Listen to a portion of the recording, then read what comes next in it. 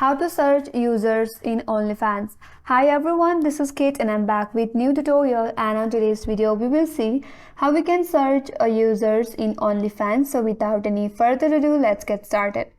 First of all, get into onlyfans.com and log in with your account.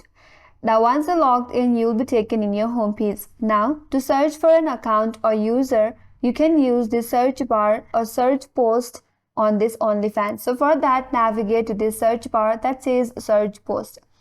Here all you have to do is simply type in the account or username of that user. For example, I have this right here.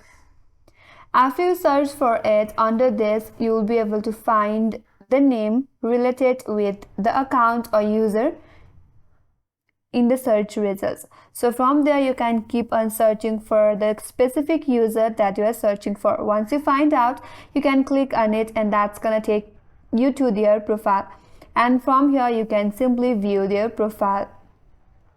So that's the way to search for a user in OnlyFans, and that's all for today's video. Hope this video helped you. If you're new to our channel, make sure to like and subscribe. Thanks for watching and I will see you in a new video.